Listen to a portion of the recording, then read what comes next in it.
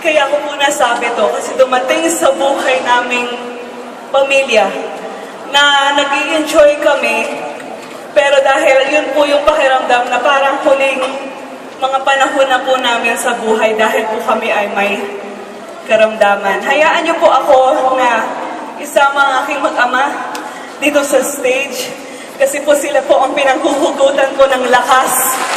Sila po ang buhay ko. At kaya ko po inuwalan lahat para po sa kanila. Ang story po namin, kami po ay nagtuturo. At simula po nung single ako po ay isang diabetic person. Na kung saan, alam po natin kapag single, hindi po ganun kalawak yung pag-aalala pagdating sa katawan.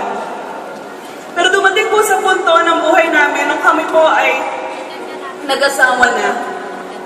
Hindi ko po alam na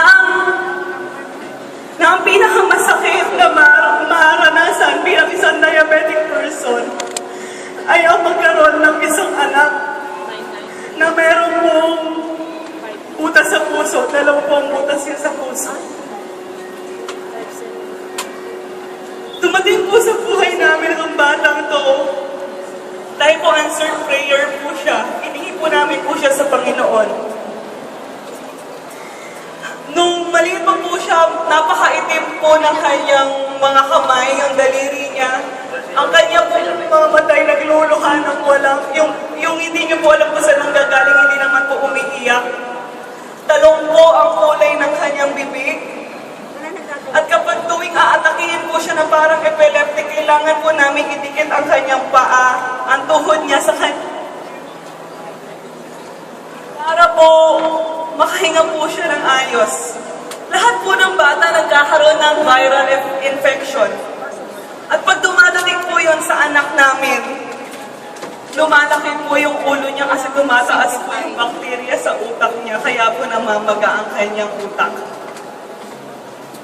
Hindi po namin akalain na ganito po yung sasapitin niya. At araw-araw na nakikita ko naghihirap ang aking anak, alam ko, dahil sa akin, kaya po siya nagkakaganon. Bilang isang diabetic person, nag-i-insulin na po ako umaga at gabi, to the point of yung stress level ko po parang hindi na kinakaya ng insulin dependency ko, na kung saan parang wala na po siyang effect. At dahil nga po nakikita ko naghihirap ang aking anak, dumarating po sa punto na mas matindi pa po yung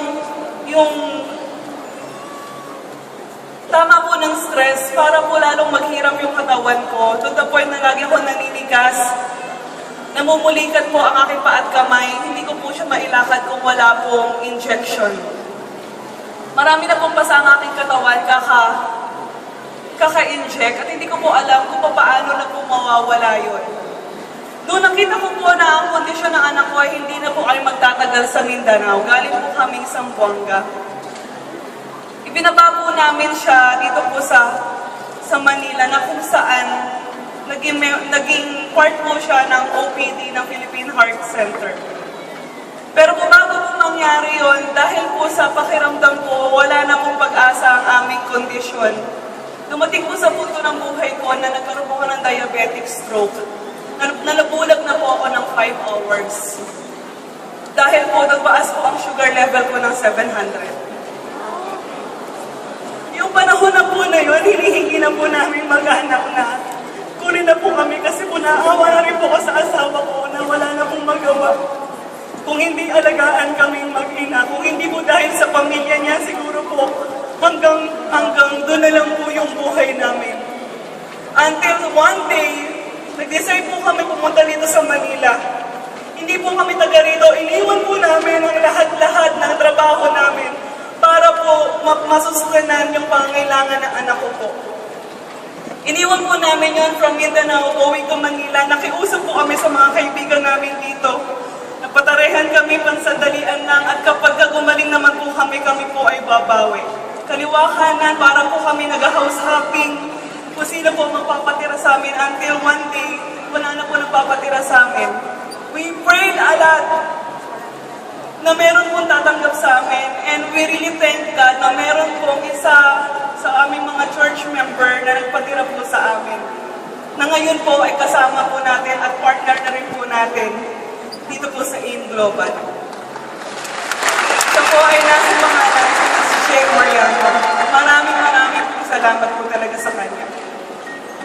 Dumating po ang punto na hindi po pwedeng hindi po kami magtatrabaho dito sa Manila. But then, because it's September, wala po kaming pagpapasukan na school dahil po kami nagtuturo, dahil po nagsimula na po ang school year. Dumating po sa punto na I have to decide to work as a call center agent dahil po para po meron kami makaing pamilya. And it got worse. My diabetes got worse because dahil nga po sa gabi po kami nagtatrabaho at bawal po ang puyat sa isang katulad ko. Dumating po ang punto na every time may initan po ako ng araw from work, isinusuka ko po ang sakit ng ulo ko at dahil po mataas po ang sugar ko, umiihi po ako sa aking pantalon nang hindi ko na po nakokontrol na makarating pa sa CR. That is the worst part of our life until one Sabbath, one Saturday. Sabi ko, ito na po yung huli kong simba. Kasi po nahihirapan na po ako na lagi naaarawan galing po sa pagpupuyat sa call center. Sabi ko, mag-isimba ako siguro gabi na lang. Pero yung the whole morning, hindi ko na po kakayanin. Sa awa po ng Diyos, siguro, hindi po siya mapayag na hindi po kami magsisimba mapupunta sa church. Namit po namin ang isang tao na bukas ng aming isipan na meron pang buhay, meron pang pag-asa na maging maayos ang aming mga kalusugan.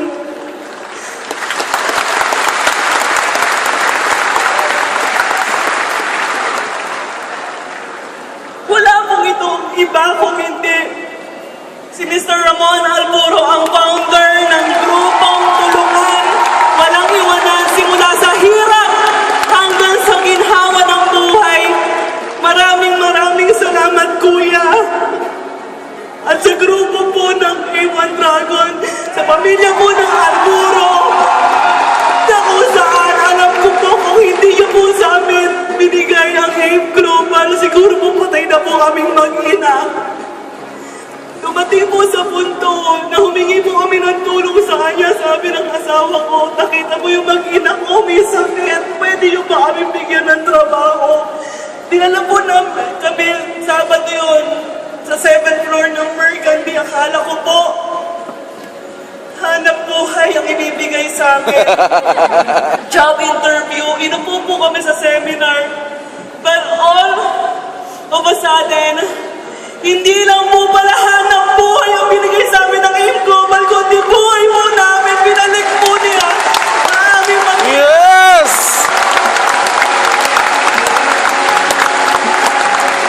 Hindi ko po akalain na gagaling po yung anak ko sa complete. Hindi ko po akalain mawawala po yung insulin ko, mawawala po mga maintenance ko dahil po sa produkto ng AIM Global.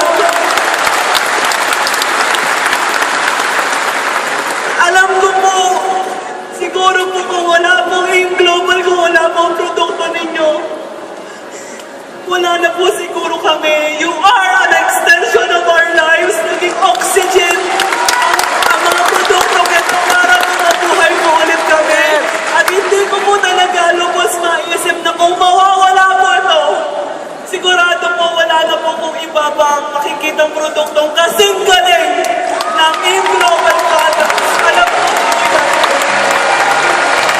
Ngayon mo sabihin bakit na mahirap i-alok ang produkto. Guys, kaya po, sa mga tuloy-tuloy lang. hindi pa nakakaranas, maging parte ng buhay ninyo